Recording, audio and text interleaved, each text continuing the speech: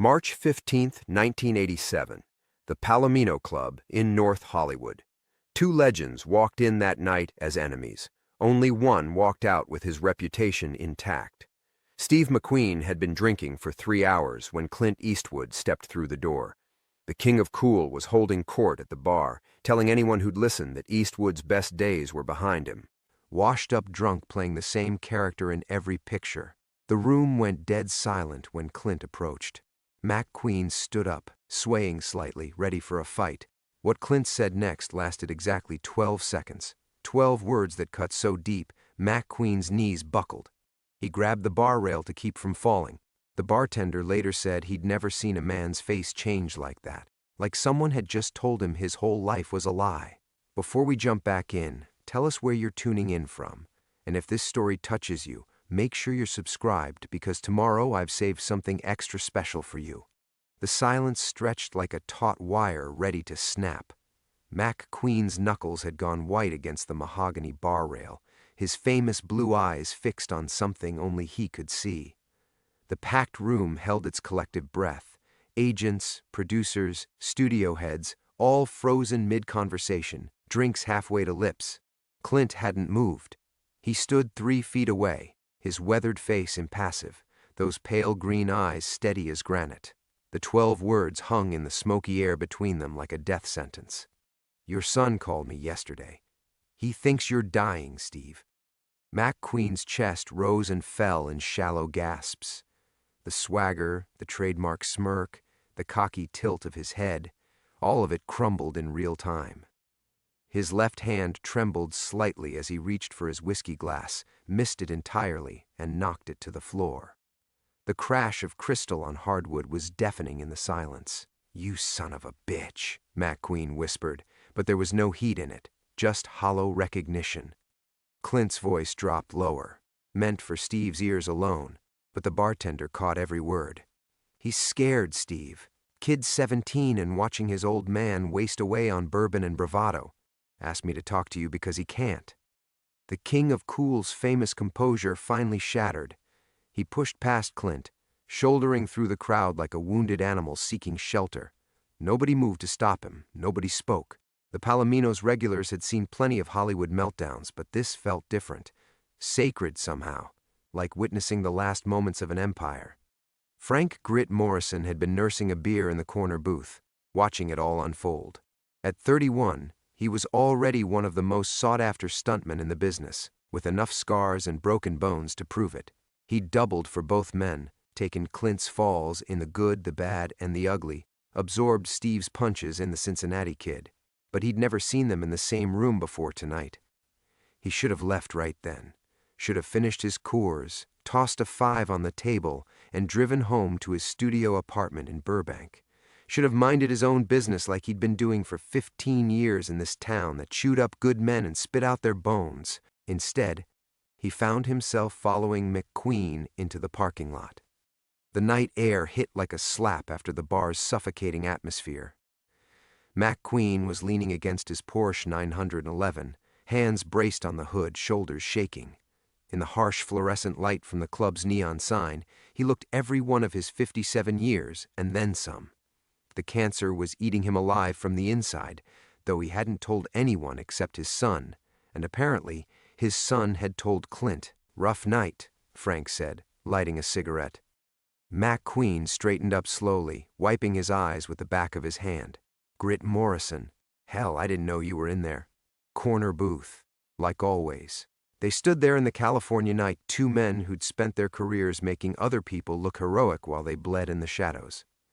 The distant hum of traffic on the 101 provided a soundtrack to their silence. "You hear what he said?" McQueen asked finally. "Some of it. Kid's too smart for his own good. Too much like his mother." Steve fumbled for his keys, nearly dropped them twice.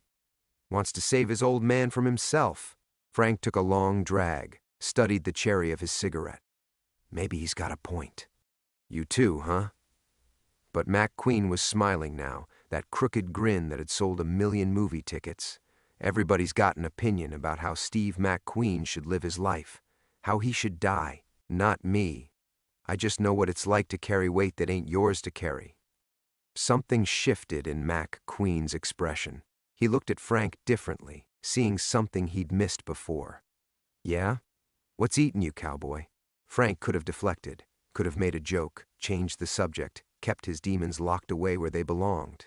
But there was something about this moment, this broken king of Hollywood, asking a real question in a world built on pretty lies. "Did a job last year," Frank said quietly. "Picture Khaled Desert Lightning.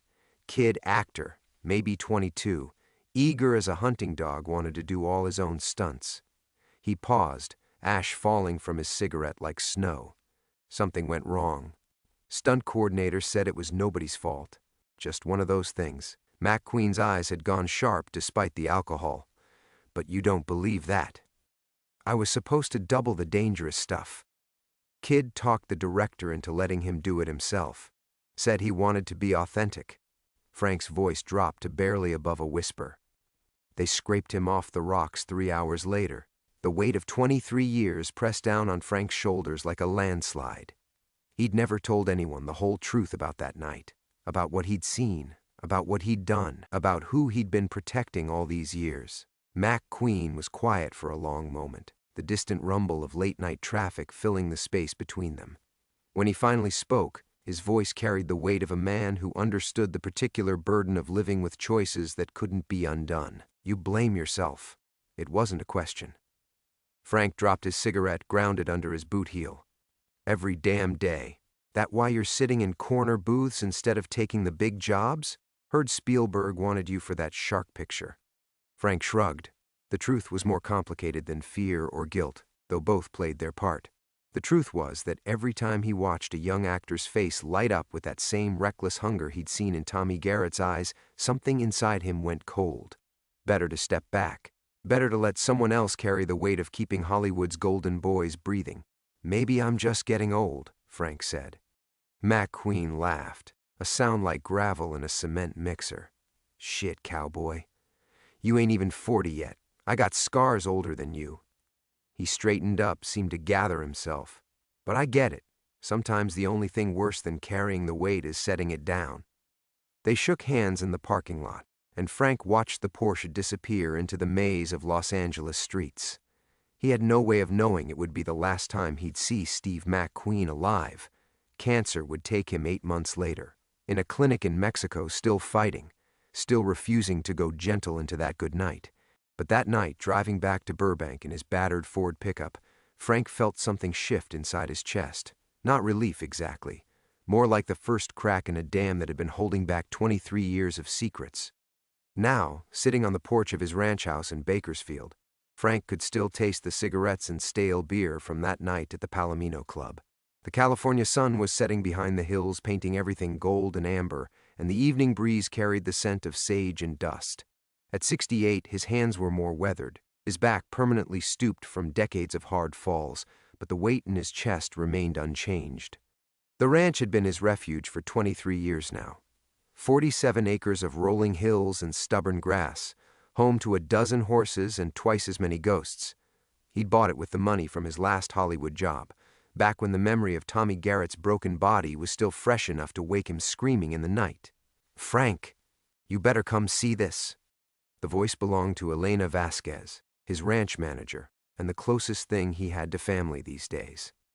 She'd been 17 when she first showed up looking for work, all fierce pride and desperate determination, fleeing something in her past she never talked about. Now 32, she ran the operation with the efficiency of a military general, and the heart of someone who understood what it meant to start over. Frank hauled himself up from his chair, joints protesting the movement. Elena was standing by the mailbox at the end of the drive, holding what looked like an envelope. Her dark hair was tied back in its usual braid, but her expression was troubled. "What is it?" he called, walking down the gravel path. She handed him the envelope without a word. His name was written across the front in careful block letters, Frank Grit Morrison. No return address, no postmark. Someone had delivered it by hand. Inside was a single newspaper clipping, yellowed with age. The headline read, "Young Actor Dies in Stunt Accident." Below it was a photograph Frank recognized all too well, Tommy Garrett's publicity headshot, all corn-fed smile and eager eyes. Someone had circled the boy's face with red ink. At the bottom of the clipping, in the same careful block letters, someone had written, "I know what really happened. We need to talk. M. Garrett." Frank's hands went steady in the way they always did when real trouble showed up. 23 years of careful silence, of protecting secrets that weren't his to tell, and now Tommy's brother had found him. Michael Garrett, the kid who'd been 12 years old when his brother died, who'd stared at Frank with knowing eyes at the funeral, who'd somehow understood even then that the official story was a lie. "Bad news?" Elena asked softly. Frank folded the clipping, slipped it back into the envelope. The sun was almost down now, and shadows were gathering in the corners of his life like vultures. Could be. She studied his face with the practiced eye of someone who'd learned to read trouble in the set of a man's shoulders. "Want to talk about it?" "Not yet," Frank said, but he was grateful for the offer. Elena and her 8-year-old daughter Sophia were the only reasons he bothered getting up most mornings, the only light in his carefully constructed exile. As they walked back toward the house, Frank could feel the past reaching for him with long, patient fingers. The phone started ringing at 5:47 a.m. Frank jerked awake in his chair, the newspaper clipping still clutched in his fist. He'd fallen asleep on the porch, Elena's blanket draped over his shoulders like a shroud. The envelope lay scattered at his feet where it had fallen during the night, and the desert air carried the chill that came just before dawn. Inside the house, the ancient rotary phone kept screaming. Frank's joints cracked as he stood, every movement a negotiation with gravity and time. The phone was in the kitchen, mounted on the wall next to a faded photograph of him and Elena's late husband Miguel, both of them grinning beside a prize stallion that had died 3 winters ago. Simpler times, when the past stayed buried where it belonged. The receiver felt heavy in his hand. Morrison. Silence stretched across the line, filled with the electric hum of distance and possibility. Frank counted heartbeats, 1, 2, 3, before a voice emerged from the static. Older now, weathered by 35 years of living, but unmistakably familiar. "Hello, Frank. It's been a long time. Michael Garrett." The 12-year-old boy who'd haunted Frank's nightmares had grown into a man, and his voice carried the particular steadiness of someone who'd learned patience the hard way, someone who'd spent decades planning for this moment. "How'd you find me?" You'd be surprised what 23 years of looking can turn up, especially when you're not trying to hide. Michael's laugh was hollow, devoid of humor. "Though I'll admit the ranch was a nice touch. Very frontier justice." Frank moved to the kitchen window, peering through the gauze curtains at the hills beyond. Nothing moved except shadows and the slow dance of mesquite in the morning breeze, but his instincts were screaming danger. Old habits from a business where paranoia kept you breathing. "What do you want, Michael?" "Same thing I've always wanted. The truth about what happened to my brother." "Truth's already been told. 23 years ago in the papers at the hearing. Your brother died in an accident. Tragic, but..." "Bullshit." The word cut across the line like a whip crack. "You know it, I know it, and so did everyone else who was there that night. The only question is why you've been protecting them all these years." Frank's free hand found the kitchen counter, gripping the formica edge hard enough to leave impressions. The careful life he'd built here, the horses, the quiet mornings, Elena's laughter echoing from the barn. All of it suddenly felt as fragile as spun glass. "I don't know what you think you know, but..." Director Martin Cross, dead 3 years ago. Massive heart attack in his Beverly Hills mansion. Michael's voice had taken on the cadence of a prosecutor reading charges. Stunt coordinator Jake Hollis. Apparent suicide last Christmas, pills and whiskey in a riverside motel. Assistant director Peter Vance. Car accident 2 months ago, brake failure on the Angeles Crest Highway. The kitchen seemed to tilt sideways. Frank reached for his coffee mug with shaking fingers, found it empty, and set it down harder than intended. The ceramic cracked against the counter. "I don't see what any of that has to do with..." "They all died badly, Frank. Scared. Alone. And every one of them tried to contact you in the weeks before they died." Michael paused, letting the weight of his words settle. Funny how that worked out. Through the window, Frank watched Elena emerge from the barn, Sophia skipping beside her like a colt testing new legs. The sight of them, so alive, so innocent of the darkness that was crawling back into his world, made his chest tight with something between love and terror. "What do you want?" Frank repeated, but the question came out softer this time. "Defeated. Face to face. Today. There's a diner called Murphy's on Route 58, about 20 miles east of you. You know the place?" Frank knew it. Greasy spoon with good coffee and the kind of booths where conversations stayed private. He'd eaten there exactly once, 3 years ago, and had spent the entire meal watching the door like a spooked horse. "I'll be there at noon," Michael continued. "Come alone, and we'll talk. Don't come." His voice trailed off, but the threat hung in the air like smoke. "And if I refuse, then Elena and Sophia have a very bad day." The words hit Frank like a physical blow, driving the air from his lungs. He gripped the phone tighter, knuckles going white. "Leave them out of this." "That's up to you." Michael's voice had gone cold as winter stone. "Noon, Frank. Don't disappoint me like you disappointed my brother." The line went dead, leaving Frank standing in his kitchen with the receiver pressed to his ear and the sound of his own heartbeat thundering in his skull. Outside, Sophia's laughter carried on the morning air, bright and pure and utterly unaware that the wolves had finally come calling. 23 years of careful silence, and now it was all coming apart. Frank stood frozen in his kitchen, the dead phone still pressed to his ear, watching Elena and Sophia through the window. The little girl was chasing a barn cat around the water trough while Elena checked the fence line, both of them moving through their morning routine with the easy grace of people who believed the world was safe. The normalcy of it made his chest ache. He forced himself to hang up the receiver, the plastic clicking against the wall mount with finality. His hands were steady now. They always went steady when everything else started falling apart, but his mind was racing through possibilities like a stuntman calculating angles before a high fall. 23 years. 3 men dead, all of them scared before the end. And now Michael Garrett had found him here, in the one place he'd thought was safe. Frank moved to the kitchen cabinet, pulled out the old coffee tin where he kept emergency cash, $2,000 in worn bills, money he'd hoped never to need, enough for Elena and Sophia to disappear for a while if things went bad. His hands shook as he counted it. Muscle memory from a business where having an exit strategy meant staying alive. The screen door creaked open behind him. "Frank? You okay?"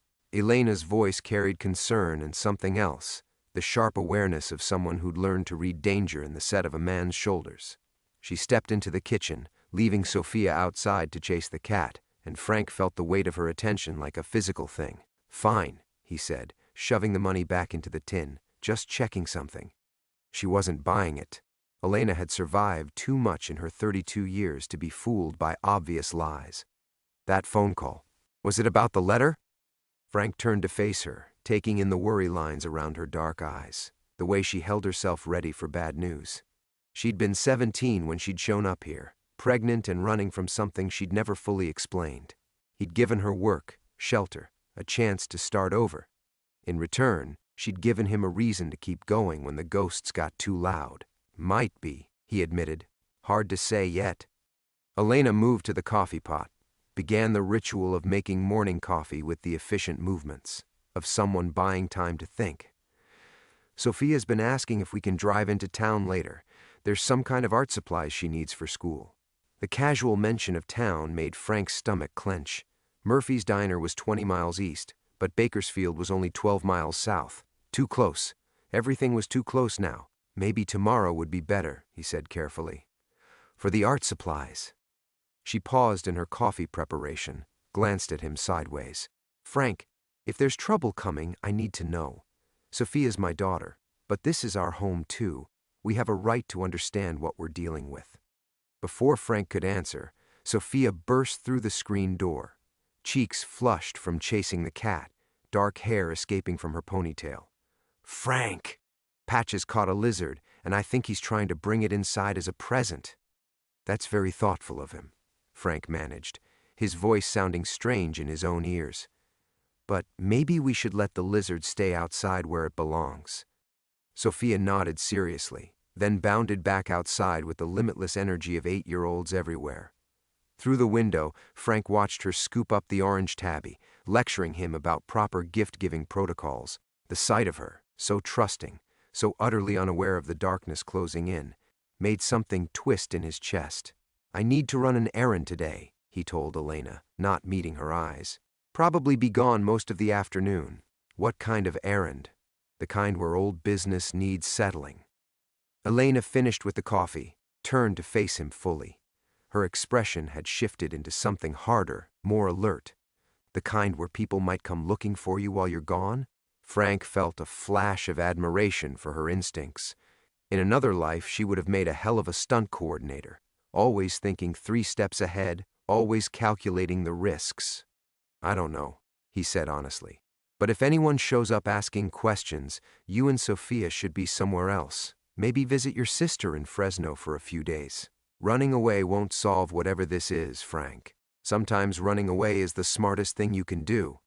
Elena studied his face for a long moment, reading things there that he wished he could hide. Finally, she nodded slowly. "How long do we have?" Frank glanced at the kitchen clock. 8:15 a.m. Michael wanted to meet at noon, which gave him less than 4 hours to figure out how to protect the only family he had left. "Pack light," he said. "Just what you need for a few days." Outside, Sophia's laughter rang across the morning air like a bell, bright and clear and completely innocent of the fact that 23 years of carefully buried secrets were finally clawing their way back to the surface. Frank watched Elena disappear into the house, her movements quick and purposeful now that she understood the gravity of the situation.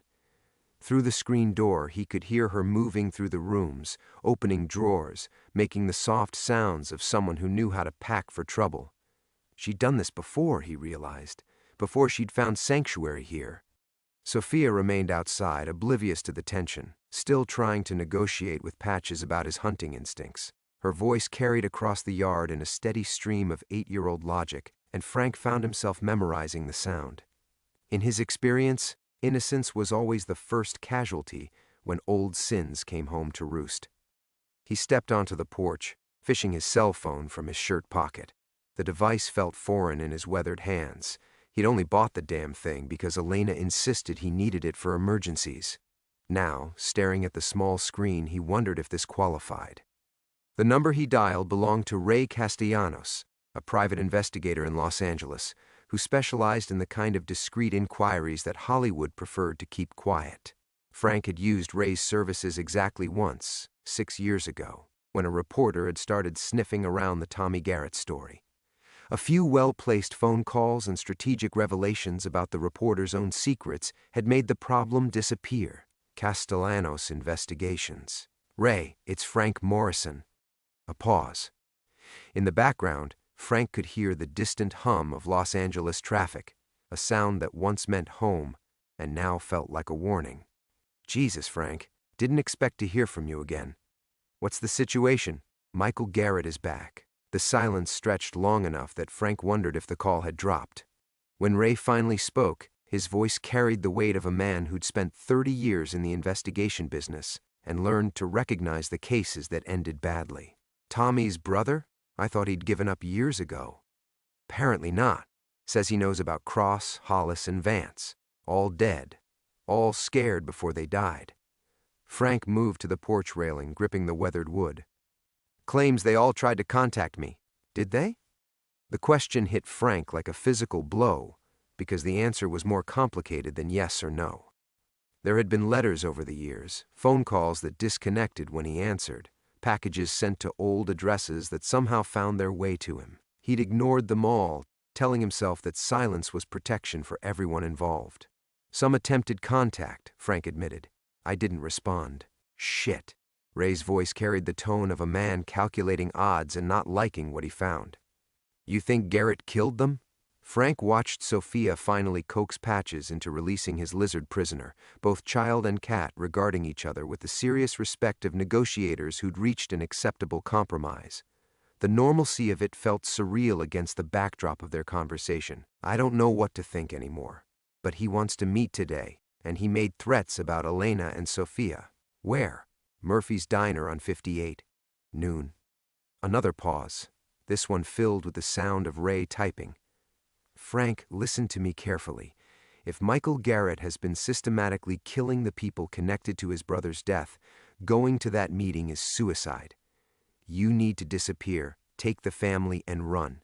I've been running for 23 years, Frank said quietly. Maybe it's time to stop. Maybe it's time to get smart instead of noble. These Hollywood cover-ups, they never end clean. Too many people with too much to lose. Through the kitchen window, Frank could see Elena moving efficiently through the house, folding clothes with the practiced economy of someone who'd learned to travel light. She emerged a moment later carrying 2 small duffel bags, her face set in the expression of someone who'd made peace with disappointment a long time ago. "Ray, I need you to do something for me," Frank said. "If this goes bad today, if I don't call you by 6 tonight, I need you to make some phone calls. There are people who should know the truth about what happened to Tommy Garrett." "What truth?" "Frank, you never told me the whole story." Frank closed his eyes, feeling the weight of secrets that had been crushing him for more than 2 decades. "The truth is that Tommy Garrett didn't die in an accident, and the truth is that I've spent 23 years protecting the wrong person." The words hung in the morning air like smoke, and Frank could feel something fundamental shifting inside his chest. The dam was finally cracking, and 23 years of carefully buried secrets were starting to seep through. "Jesus Christ," Ray whispered. "Frank, what did you do?" "What I thought was right at the time." Frank watched Elena load the bags into her truck, moving with quiet determination. "But I'm starting to think that might have been the biggest mistake of my life." Outside, Sophia's laughter cut through the morning stillness one more time, and Frank found himself wondering if it would be the last time he'd hear it. Ray's silence stretched across the phone line like a held breath.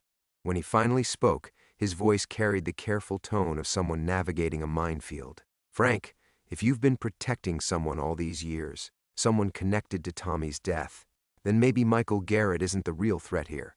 The observation hit Frank like cold water, forcing him to examine assumptions he'd carried for over 2 decades. He watched Elena secure the duffel bags in her truck, her movements efficient but heavy with resignation. How many times had she packed like this before? How many times had she been forced to run from other people's mistakes? "The people who are dead," Frank said slowly, working through the implications. "Cross, Hollis, Vance. What if they weren't killed to keep them quiet? What if they were killed because they knew who I was really protecting?" "Now you're thinking like an investigator instead of a guilty man." Ray's typing resumed, rapid-fire keystrokes punctuating his words. "I'm pulling up the old files now. The official story was that Tommy fell during a stunt sequence, but there were always inconsistencies. The rigging was wrong, the safety protocols ignored, too many people looking the other way."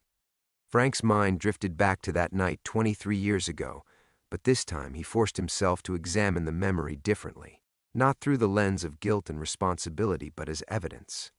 Tommy had been scared in the days leading up to the accident, not about the stunt, but about something else, someone else. "Ray, what do you know about Victoria Sterling?" The typing stopped abruptly. "The producer? She was the money behind that whole production. Why?" Frank closed his eyes, remembering Victoria as she'd been then. Sharp, ruthless, beautiful, in the way that powerful Hollywood women learned to weaponize beauty. She'd taken a particular interest in Tommy, mentoring the young actor with an intensity that had made everyone on set uncomfortable. "Tommy came to me 2 days before he died," Frank said, the memory crystallizing with painful clarity. "Said he'd learned something about Victoria, something that could destroy her career. He was talking about going to the press, and you talked him out of it?" "I thought I was protecting him. Victoria had connections everywhere, studio heads, journalists, politicians. Going up against her would have ended his career before it started." Frank's voice cracked with the weight of old regrets. "I told him to keep his mouth shut and focus on the work." Through the window, he watched Sophia approach Elena's truck, her small face serious as she asked questions Frank couldn't hear. Elena knelt down to Sophia's level, speaking quietly, probably explaining why they needed to take a trip to Aunt Carmen's house.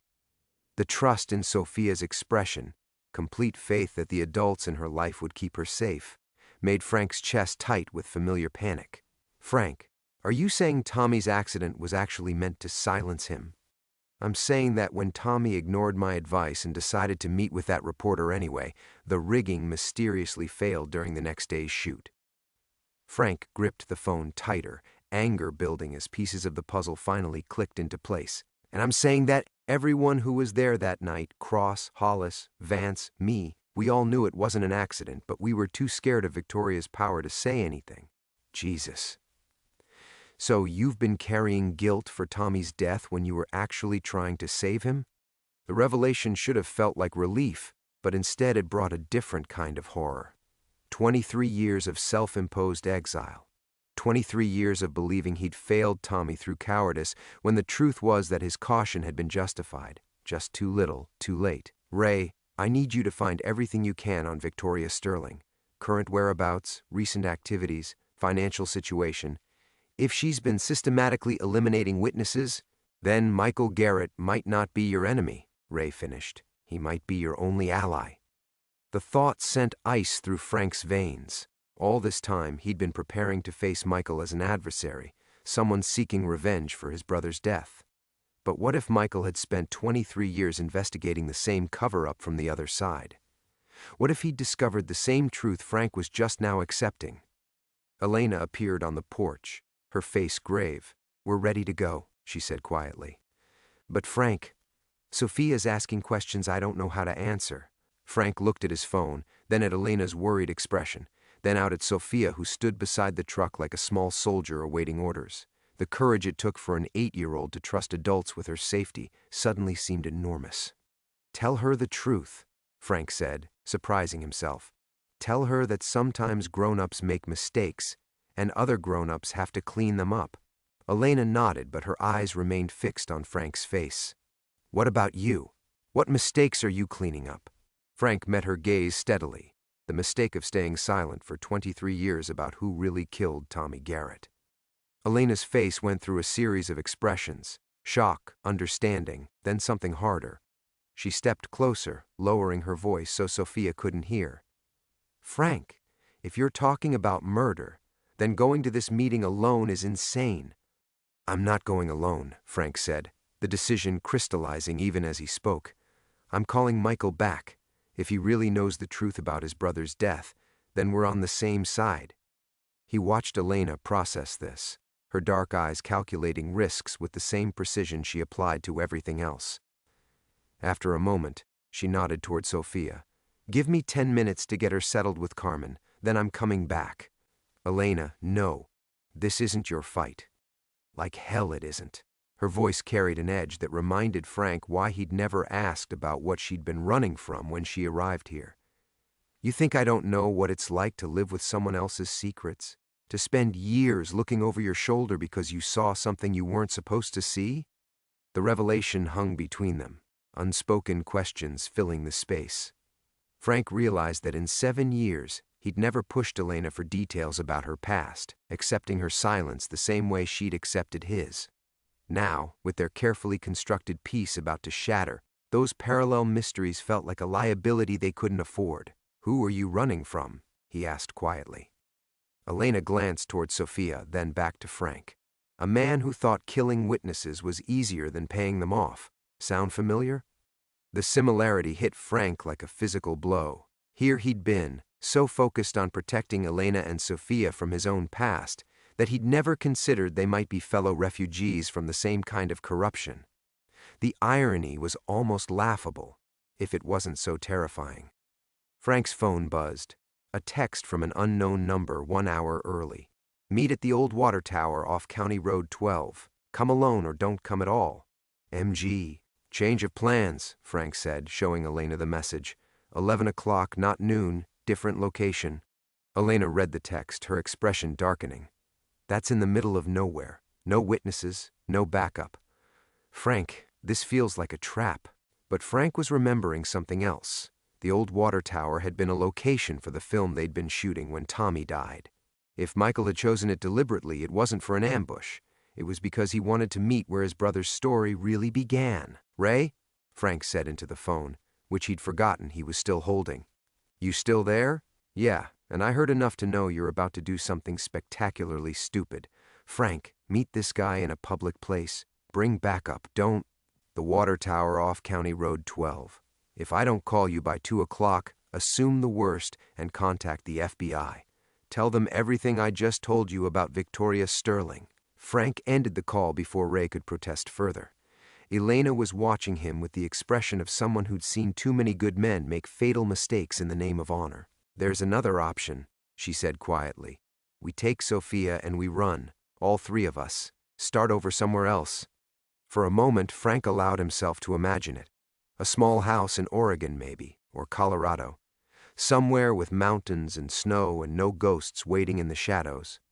Sophia could grow up normal. Elena could finally stop looking over her shoulder, and Frank could let go of 23 years of guilt. But the fantasy crumbled under the weight of reality. Victoria Sterling had found Cross, Hollis, and Vance despite their precautions. She'd found Michael despite his careful investigation. She would find them too, eventually. The only way this ended was with the truth finally exposed. I spent 23 years running, Frank said.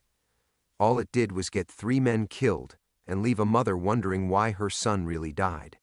Elena nodded slowly, understanding passing between them without words. Then we do this right. Together.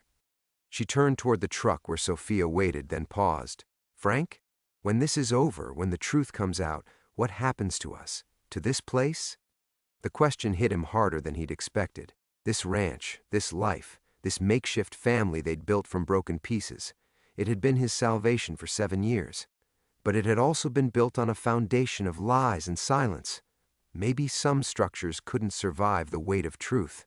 I don't know, he admitted. But whatever happens, Sophia grows up safe.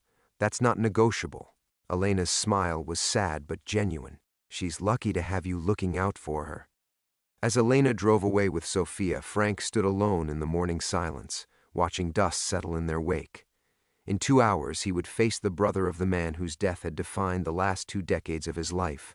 The truth he'd buried so deep it had nearly crushed him was finally clawing its way to the surface. For the first time in 23 years, Frank Morrison wasn't running from his past. He was walking straight into it, armed with nothing but the truth and a desperate hope that it might finally be enough. The old water tower stood against the pale sky like a rusted monument to forgotten dreams. Frank pulled his truck beneath its shadow, the same shadow that had sheltered him and Tommy Garrett 23 years ago when the young actor had whispered his fears about Victoria Sterling. The irony of returning here wasn't lost on him. This place where Tommy's courage had first surfaced would now witness the truth that courage had died trying to expose. Michael Garrett was already waiting, leaning against a black sedan that looked out of place among the scrub brush and abandoned filming equipment. He was smaller than Frank had expected, compact and wiry, with Tommy's same dark eyes but harder, sharpened by decades of unanswered questions. When Frank approached, Michael straightened but didn't speak, letting the weight of 23 years fill the space between them. You look older, Michael said finally, his voice carrying none of the hostility Frank had expected. We both do. Frank stopped 10 feet away, close enough to see the exhaustion in Michael's face, the kind that came from carrying grief too long. I'm sorry about your brother. Are you? Michael's question wasn't accusatory, just tired. Because for 23 years, I thought you were the reason he was dead. The admission hung in the desert air like heat shimmer, distorting everything Frank had believed about this confrontation. He'd prepared for anger, for accusations, for violence. He hadn't prepared for this hollow-eyed man who looked as broken by Tommy's death as Frank felt. What changed your mind? Frank asked. Michael pulled a manila folder from his car, thick with papers and photographs. 3 years of investigation. Started when Cross reached out to me before he died, said he had information about Tommy's accident. By the time I got to him, someone had beaten me there. Frank felt his chest tighten. He was scared when he contacted you? Terrified. Said he'd been getting calls, threats, that someone was cleaning house. Michael opened the folder, revealing crime scene photos, police reports, newspaper clippings. Same story with Hollis and Vance. All 3 died within 6 months of trying to contact either you or me.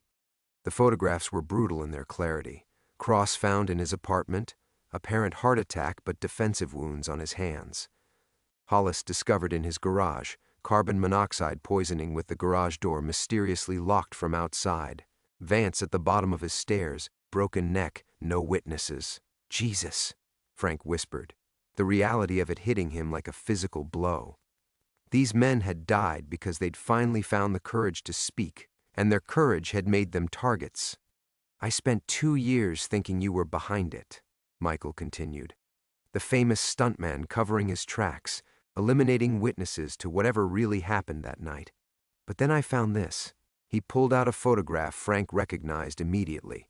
Victoria Sterling at a Hollywood party last year, her arm around a younger man Frank didn't recognize. But Michael's next words made identification unnecessary. That's Victoria Sterling with her current business partner, Marcus Webb. He's ex-military, specializes in corporate security, and according to my sources, he's been very busy traveling to small towns across the country over the past 3 years. Frank stared at the photograph, understanding flooding through him like ice water. Victoria hadn't just killed Tommy to protect her secrets. She'd been systematically eliminating everyone who could expose what she'd done, using a professional to make it look like natural deaths or accidents. She found them because they tried to contact us, Frank said, the guilt of it crushing. If I'd just answered their calls, they'd still be dead, Michael interrupted. Maybe sooner. The only difference is you'd be dead too. The words should have been comforting, but Frank found no relief in them. 23 years of running, of hiding, of letting fear dictate his choices, and it had all been for nothing. The people he'd thought he was protecting by staying silent had died anyway. Why are you telling me this? Frank asked. Why not just handle Victoria yourself? Michael's smile was grim, carrying an edge that reminded Frank uncomfortably of Tommy's determination in those final days. Because I tried. 3 months ago I confronted her at her office in Los Angeles, had all the evidence, all the connections laid out. You know what she told me? Frank shook his head, though he suspected he didn't want to hear the answer. She told me I was just like my brother, too naive to understand how the world really works. Said Tommy got himself killed by threatening people more powerful than him, and I was making the same mistake. Michael's voice dropped to a whisper. Then she had security escort me out and told me that accidents run in families. The threat was clear, and Frank felt the familiar protective instinct that had driven every major decision of his life. But this time, instead of inspiring flight, it crystallized into something harder. Where is she now? Frank asked.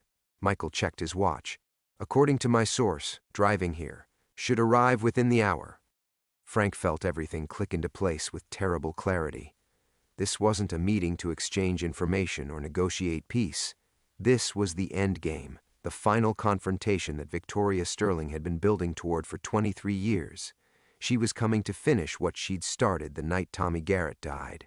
The only question now was whether Frank Morrison would finally find the courage his guilt had stolen from him all those years ago. The black Mercedes appeared as a dust cloud on the horizon, growing larger until Frank could make out Victoria Sterling behind the wheel, alone, just as Michael had predicted. She parked 50 yards away and stepped out with the same predatory grace that had commanded film sets decades ago. Time had refined her rather than diminished her, silver hair swept back, designer clothes that spoke of continued power in a business that devoured the weak. "Franklin," she called, her voice carrying across the desert air with practiced authority. "Still hiding in the shadows, I see." Frank stepped into the open, Michael beside him, and watched Victoria's expression shift as she processed the alliance she hadn't anticipated. For the first time in 23 years, uncertainty flickered across her features. "Both Garrett boys," she said, recovering quickly. "How poetic. Though I suppose I should have expected this eventually." "It's over, Victoria." Frank's voice was steadier than he felt. "We know about Cross, about Hollis and Vance. We know what really happened to Tommy." Victoria laughed, a sound like breaking glass. "What you know is a story you've told yourselves to feel better about your own cowardice. Tommy was an idealistic fool who threatened to destroy lives over a simple business arrangement. I protected everyone involved by murdering him," Michael said quietly, "by preventing a catastrophe."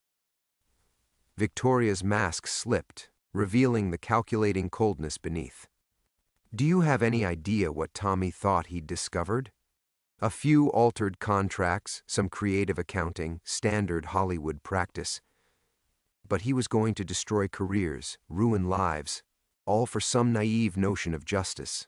Frank felt the pieces clicking into place with sickening clarity. You were embezzling from the production. Tommy found out. Tommy found incomplete information and jumped to dramatic conclusions. Like his brother, he never understood that sometimes silence is mercy.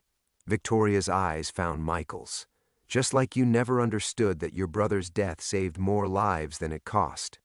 The casual dismissal of Tommy's life, the complete absence of remorse, crystallized something in Frank that had been building for 23 years. The fear that had paralyzed him, the guilt that had defined him, suddenly seemed insignificant compared to this woman's monstrous certainty. "Where's Marcus Webb?" Frank asked. Victoria's smile turned predatory. "Close enough." The sound of an engine made them all turn. Elena's truck appeared over the ridge, approaching fast. Frank's blood turned to ice. She was supposed to be with Sophia at Carmen's house, safe from whatever happened here. The truck stopped, and Elena stepped out, but she wasn't alone. Ray emerged from the passenger side, followed by a man Frank didn't recognize wearing a FBI windbreaker. Behind them came two more federal agents, weapons drawn but lowered. Victoria's composure finally cracked. "You called the FBI?" "Actually," Elena said, walking toward them with purpose, "I called them. 3 years ago.